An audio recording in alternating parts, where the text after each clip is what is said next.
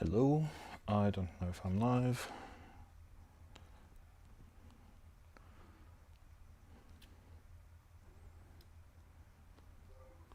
I think I am.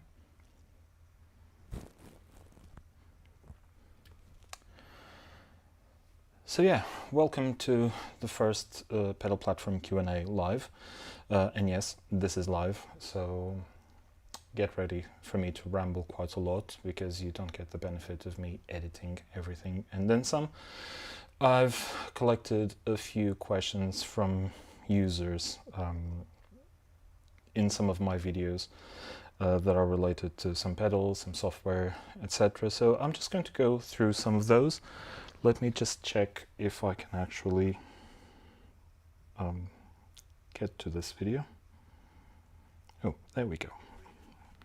Excellent. I'm just checking. Okay, I can see myself.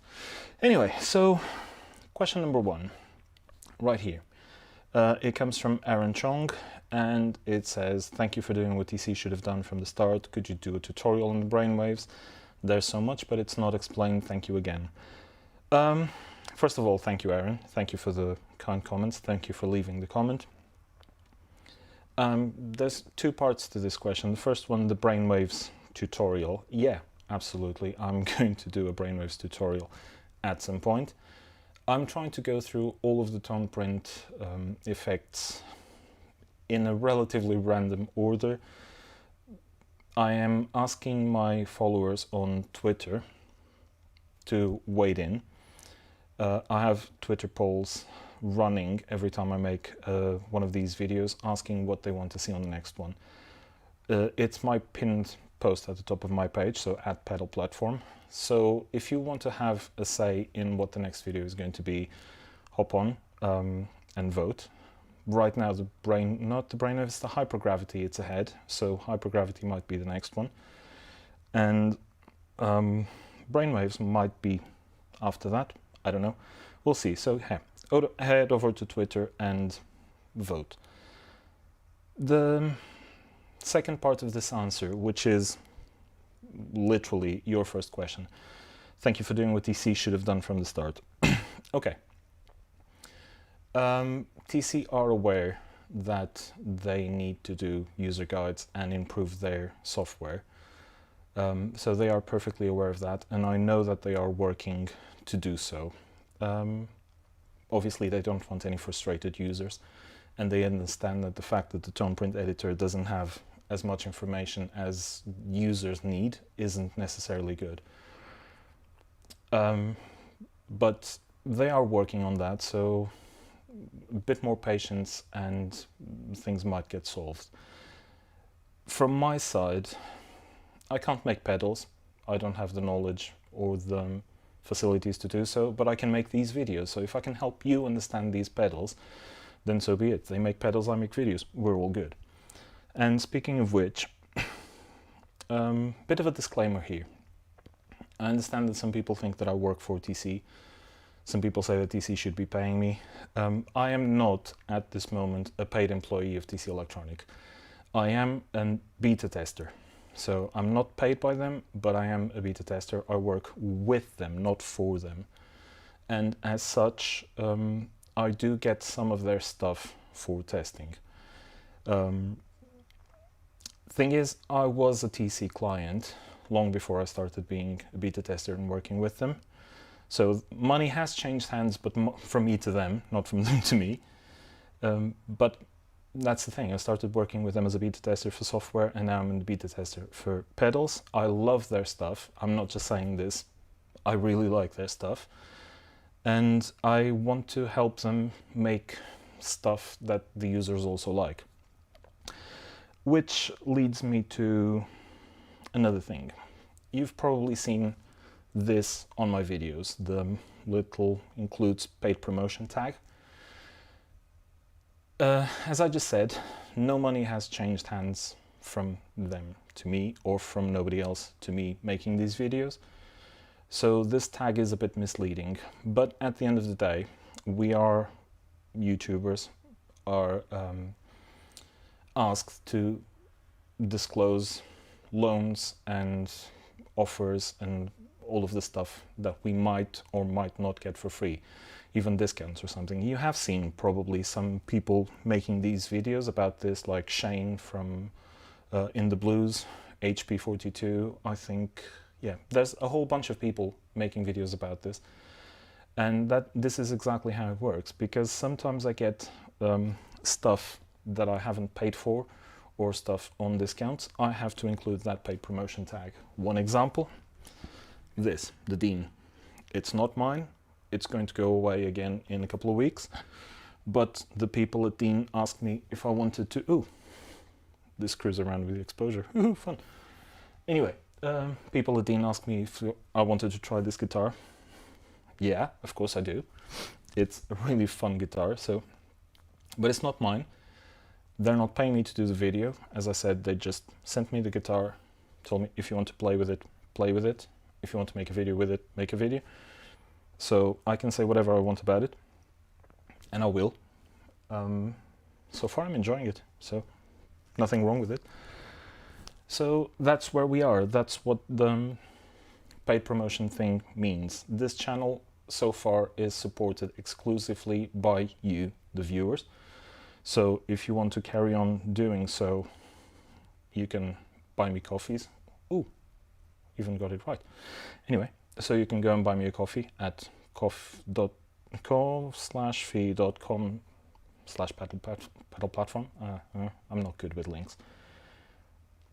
But yeah, that's pretty much where it goes.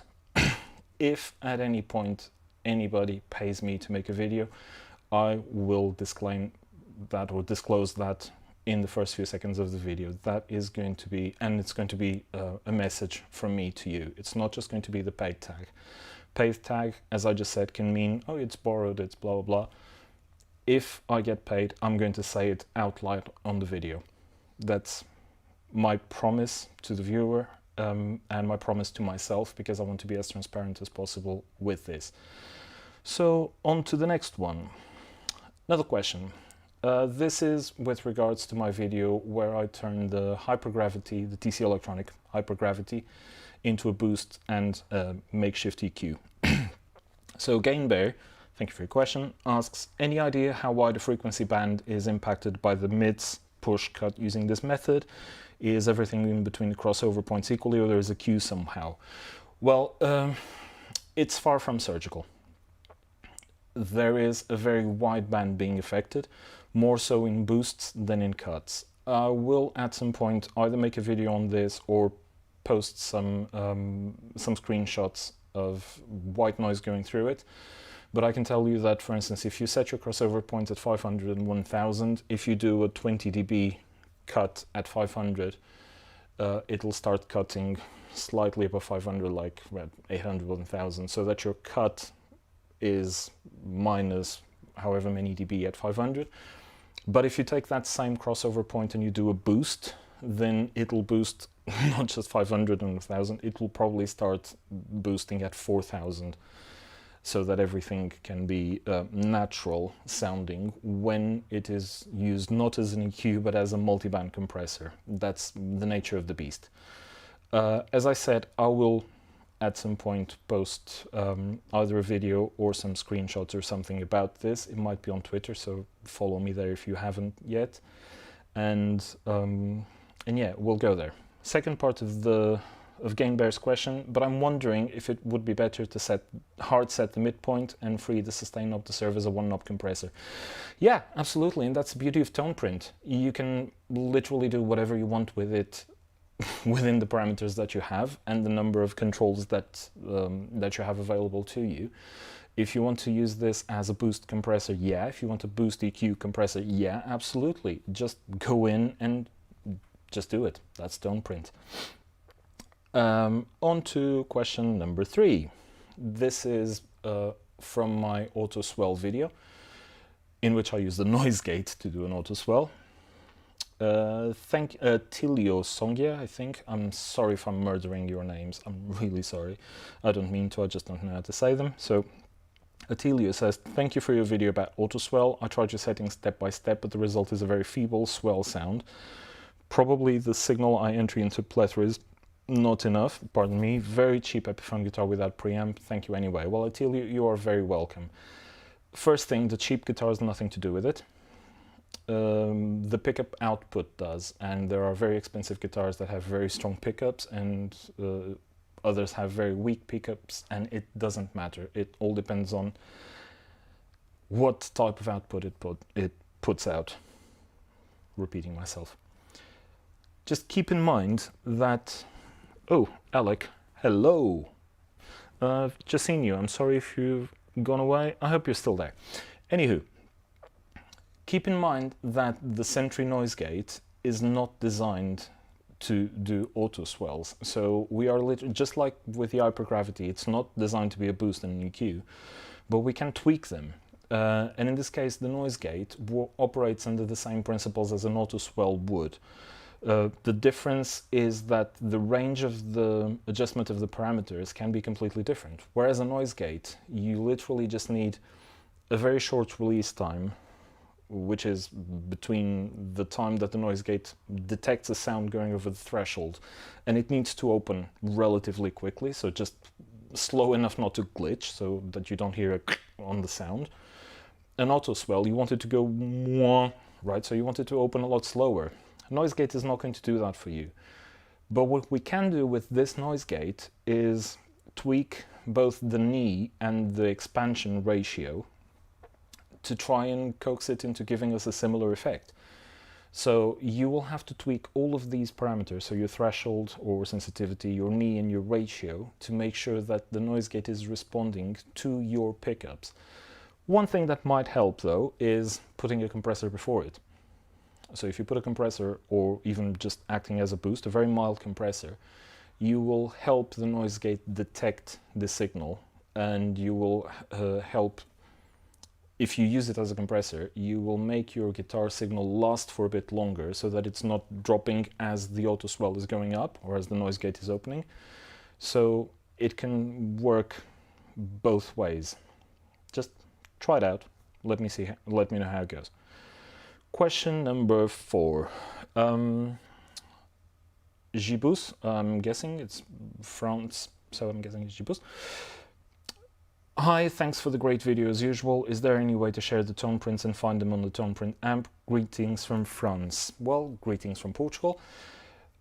Direct sharing of tone prints is not possible at the time of filming.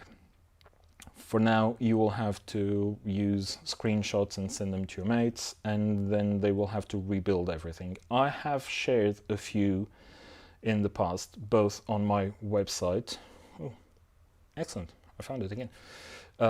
Which is pedalplatform.com, and I've also shared them on Twitter, and I think I've also shared some on my Ko-fi page. I will at some point try to condense and put them all in the same place so people can find them. It's probably going to be here on the Ko-fi page because it's very easy to just throw the photos in there, and they will be in the gallery and everybody will always know where they are. So let me move on. So yeah, I think TC is working on this. They have confirmed it on one of their forums. They are working on direct sharing, but at this point it's not possible. It'll come at some point. Question number 5 is from Pashong. I hope, I'm sorry. So, is there any way to edit the mash settings? I love the default setting on Anna, but only does it get way too loud for me. So this is mash settings on a Flashback 2 delay. And so the question is there any way to edit the mash settings? Well, there is, but not on the factory tone prints that come in the pedals, built in the pedals. If using the standalone pedal, you will have to go into the TonePrint editor, start with the Anna template in this case, and tweak the mash settings to wherever you want them, save that tone print and put it in one of the 1, 2, 3 slots. If you have the Flashback 2x4, I think you have 6 slots, slightly better. If you have the Plethora, I think you can overwrite the original one, but I would not recommend that, because if you update your firmware into something else, or if something happens, you lose your tone print. So I always recommend create your own tone print and store it there. On the Plethora, it's virtually impossible to run out of space anywhere, so just do it. Question number 6, again on the flashback to delay, and I'm not even going to try and say the name, I'm just going to call him Z. Can you get totally separate delay signals with different time using both inputs and outputs, like having 2 separate delay pedals for 2 different sources? Yes, this is called true stereo, in which left side gets processed in one way, right side gets processed in another way. Yes, in principle you can do this both with the standalone Flashback 2 and Flashback 2 X4, and you can do it with the Plethora, but with one caveat, which is you cannot do it if you are using the effect before the effects loop on the Plethora. Because the effects loop is mono, everything that comes into stereo on the Plethora, if you are using the effects loop, all of the effects that come before then, so after the input obviously, and before the effects loop, they will be summed to mono, so that they can make the round trip on the loop, and then they will come back into the Plethora and start being processed in stereo with stereo effects again. But because they have been summed to mono before, they obviously won't be de-summed to mono. So yeah, you can, with caveats. Question number 7 from DG. Are you also experiencing a sharp momentary increase in volume when changing pedal boards, switching pedals or tone prints? Blah blah blah, when plugged in 4-cable method into either of these amps. I have a PRS tube amp and a Katana Artist, both seem to suffer from this issue with the PX5. Thanks. Well, thank you DG, thank you for your question. This is not an amplifier thing, this is a Plethora thing. Because when you're changing boards in the Plethora, it will go into a hard bypass mode, so because it has to literally clear all of the effects buffers and start over and reload the new effects with the new parameters. There's this little gap, which TC are trying to make as short as possible, obviously, but there is this little gap in which your sound goes from input to output without any processing. So it might be louder than your sound once it's processed, i.e. when all of the effects are on. So this might be the issue that you're describing. The only way to work around it is don't play while you're changing boards, which I know isn't always good. There are workarounds for this, involving trying to use the effects that you need for a full song in the same board, even if you use them with different parameters that you can control with an expression pedal. At some point I might do a video on this, but yeah, the solution for this is don't run any sound through it while you're changing the board. Another thing that might help this is check that you don't have cap simulation enabled, because the cap sims lower the output of the Plethora, so obviously you'll compensate for that lower output, and then when you change boards the difference in sound is going to be even louder. So yeah, thank you for the question. Question number 8, it's 2 questions. So first one from Mr. Keys, and I'm not going to try and murder your second name. I have a question, I really hope that you can help me with it. What's the best way to run my hybrid pedal board along with the Plethora? The only obstacle I have is that I want to use an extra delay stomp box and reverb and don't know how to run it to the back of the loop. Any tips are welcome. And after this we have Maurizio Marcolini, I hope it's Maurizio. Hi, how are you? I'm well, thank you very much. Thanks for the content, really appreciate it. Me too, thank you for your kind words. I would like to ask you a question. If I want to use 4-cable method but add some drives and delay pedals, where is the right position in the chains? Best regards. Thank you, Maurizio. So we have 2 questions related to the same issue, which is where do I put my external pedals with the Plethora? Stay tuned. I'm in the process of making a video precisely about this, about how to integrate your Plethora into your existing rig, and why you should do it in a way, why you shouldn't, etc. So yeah, stay tuned, and if you haven't yet, subscribe to be notified whenever this comes out. And while you're clicking the subscribe button, you can also click the like button. Thank you. So next question, just a second, let me see if this comes up. because I'm doing all the switching here. This question is about the Donner Yellow Fall, that little yellow delay pedal that I did a video about. And the question is from Dude836. He says, haven't tried any, this sounds fine in this vid. Is it true bucket Brigade? Sounds like a real one when you modulate the time. And the answer is no. It's not a true bucket Brigade.